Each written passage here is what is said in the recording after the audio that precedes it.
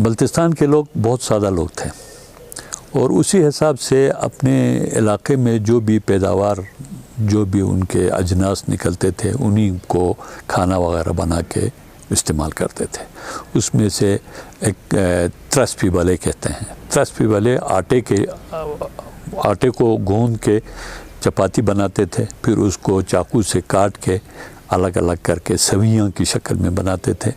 फिर उसको पानी उबाल के उसमें नमक अपने हस्ब ज़ायक़ा और उसमें पुदीना वगैरह डाल के तड़का लगा के उसमें डाल के उसके साथ गोश्त, मोटा गोश्त या चिकन वगैरह उसके साथ मिला के बनाते हैं। एक ये त्रस्पी वाले कहलाते हैं।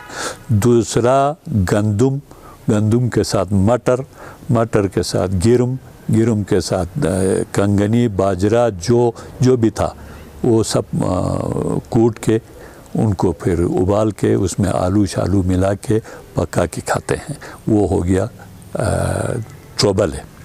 ये है एक प्रपू बनाते हैं। प्रपू के भी है तो अक़साम बहुत है।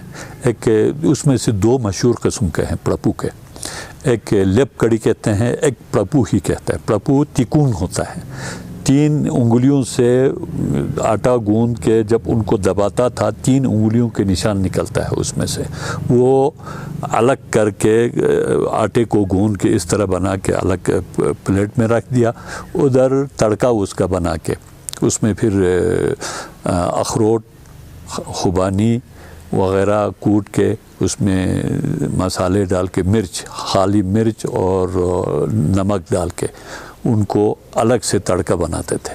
फिर वो ज़्यादा मक़दार में बना के उसमें ये चीज़ दोबारा पकाते थे। वो एक प्रपू हो गया। एक लेप कड़ी। प्रपू के भी एक ऐसा निज़ाम है जो उसका नाम मैं भूल गया। उस प्रपू में एक गिरी यानी खुबानी का बादाम एक प्रपू में डाल दिया। अब पूरे थाल भर प्रपू है, उसमें से एक में उस बादाम को डाल दिया। वो बादाम जिसको आ गया खाते खाते अब पता चलता है बादाम तो बाकी सब कूटा हुआ पीसा हुआ है, एक बादाम ताज़ा तर है। वो जिसको आ गया उस पर दोबारा प्रपू बनाना उस पर लगता था। उसका एक अलग से यानी नाम है, मैं वो नाम उसका मैं भूल गया। वो बनाता था, एक प्रपू उसका नाम है। एक होता है अज़ोक भी आटे से बनाते हैं। आटे को गूंद के आटे में फिर ज़िरिशिक मिलाते हैं, नमक मिलाते हैं, अंडा मिलाते हैं, दूध मिलाते हैं। उस अंडे को गूंदने से पहले उसमें बराबर डाल के उसको गूंदने के बाद उसको फिर तलता है तेल में। वो भी खुबानी के तेल में तला हुआ होता है अज़ोक। वो अज़ोक है, उसका एक ख़ास किस्म होता है। चपाती की तरह गोल बनाता है, फिर एक सिरे से दूसरे सिरे से उनको फोल्ड करके उसका एक ख़ास एक शेप बनता है, वो अज़ोक कहलाता है।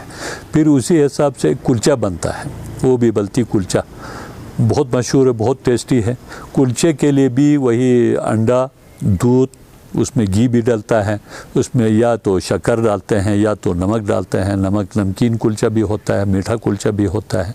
वो करने के बाद वो फिर ओवन में पकाते हैं। पहले तो ओवन होता नहीं था उस वक़्त, तो यानी भूसे वगैरह का अलाव जलाने के बाद उसके जो निकलता था गर्म राख वगैरह, उस राख में किसी बर्तन को अंदर डाल के एक बर्तन कुलचा उसमें डालने के बाद एक बर्तन उसके ऊपर लगा के उसके ऊपर फिर राख डालता था। फिर वो उसमें गर्म होने के बाद कुलचा पक के निकल आता है। वो ख़ास मौक़ों पे, शादी ब्याह के मौके पर बनता है और आजकल मेहमानों के लिए फिर पेश करते हैं।